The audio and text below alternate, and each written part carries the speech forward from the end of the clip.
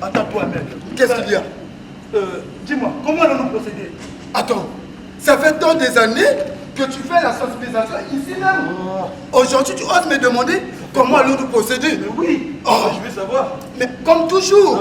Le royaume Pemba, c'est le nom de la pièce théâtrale qui a récemment captivé l'audience de la salle Savorgnan, au cœur de l'Institut français de Congo. Loin d'être un simple divertissement, cette œuvre a vibré d'une intention profonde et essentielle. Utiliser la puissance de la scène pour aborder les enjeux de santé publique majeurs. La science passée, nous avons dit que le VIH se transmet principalement par contact sexuel non protégé anal vaginal. Le rapport sexuel. Oh là là là là là. Rapport sexuel non protégé avec une personne de sexe différent ou de même sexe, ou par le sang, partage des seringues, transfusion sanguine.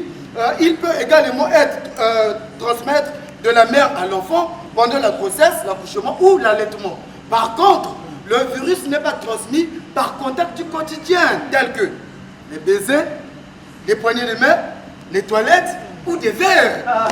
L'objectif central de cette représentation était clair, sensibiliser la jeunesse aux réalités du VIH-Sida et surtout aux méthodes de prévention dans un contexte où la désinformation et les tabous persistent. Que la lutte contre le VIH, c'est une lutte de tous.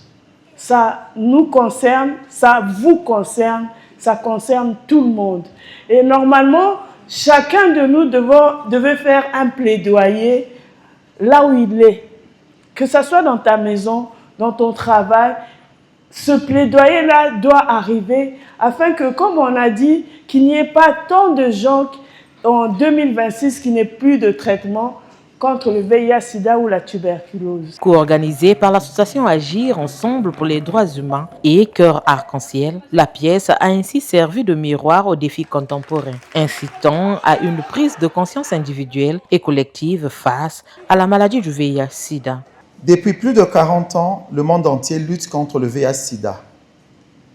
40 ans de progrès scientifiques, d'avancées notables, mais aussi de souffrances, de vies perdues et de familles brisées.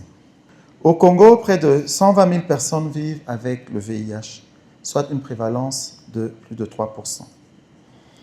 La situation est encore préoccupante à cause de la féminisation du VIH dans notre pays et les prévalences élevées auprès des populations clés. Le royaume Pemba a non seulement éclairé les esprits, mais a également contribué à briser le silence et la stigmatisation qui entoure souvent le VIH-Sida.